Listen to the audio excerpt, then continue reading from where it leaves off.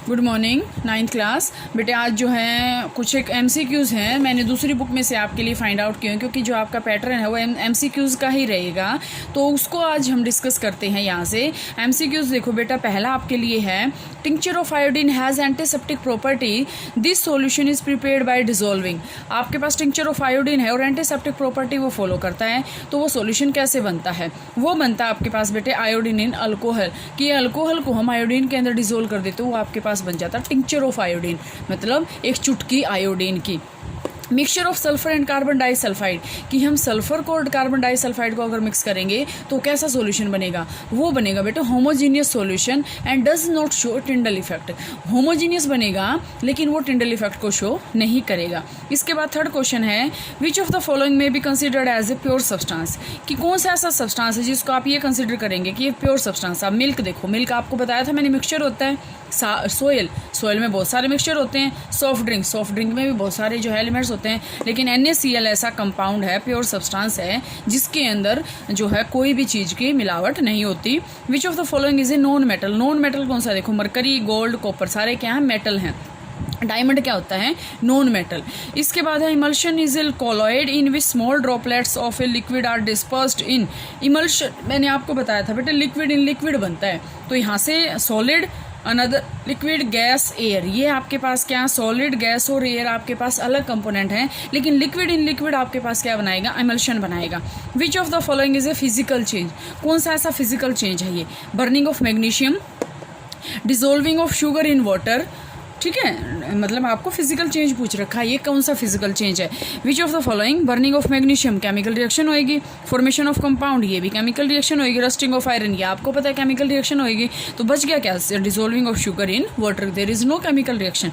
इसके बाद है which of the following method is use for the separation of different component of petroleum, कि petroleum के हम डिफरेंट प्रोडक्ट्स को कैसे अलग कर सकते हैं? मैंने आपको बताया था बेटे, ना तो ये सब्लिमेशन से हो सकता, ना ही ये सिंपल डिस्टिलेशन से होता, ना ये क्रोमेटोग्राफी से होता, बच गया क्या? Fractional distillation. इसके बाद आपके पास है two immiscible liquids are separated from their mixture by, कि दो इमिसिबल लिक्विड हैं, हम उसको जो है अलग अलग कैसे करेंगे? वो आपके पास क्या होता है बेटे? Separating funnel. इसको हम कैसे कर सकते हैं? एक सेपरेटिंग फनल से। इमिसिबल हैं, वो मिक्स नहीं हुए एक दूसरे के अंदर, तो उसको हम अलग अलग कैसे कर सकते हैं? बाय द इसमें आपके पास क्या है? सेपरेटिंग फनल से।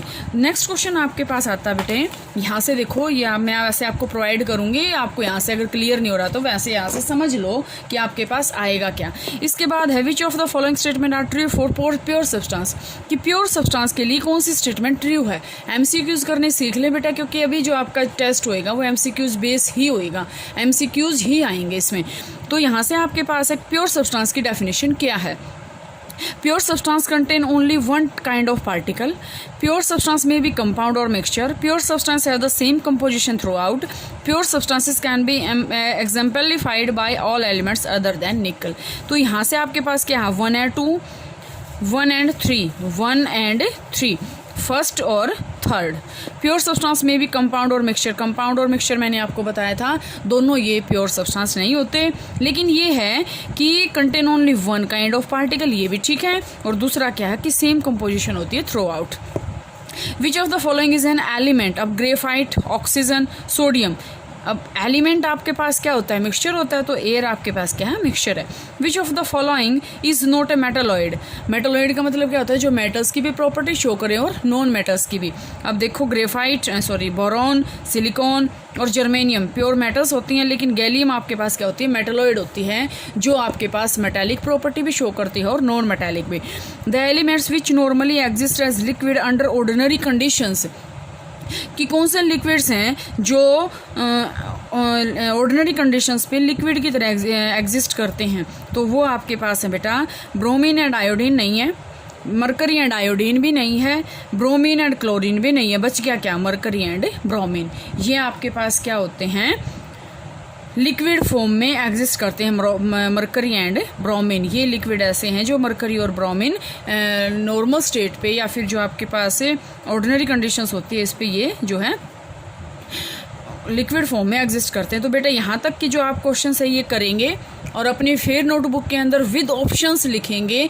आपको करना कैसे है, ये चारों ऑप्शन आप लिखेंगे, इसके जो है टॉप ये जो आपके पास ऑप्शन गिवन है ये लिखेंगे। उसके बाद आप टिक नहीं करोगे नोटबुक के अंदर, उसमें आप क्या करोगे, इसको लिखोगे नीचे कि हाँ इसका ये आंसर है और इसका ये आंसर है। आप जैसे इसमें आपको एयर दे दिया तो आप उसका नीचे आंसर लिखोगे एयर, ना कि आप ऑप्शन लिखोगे सी।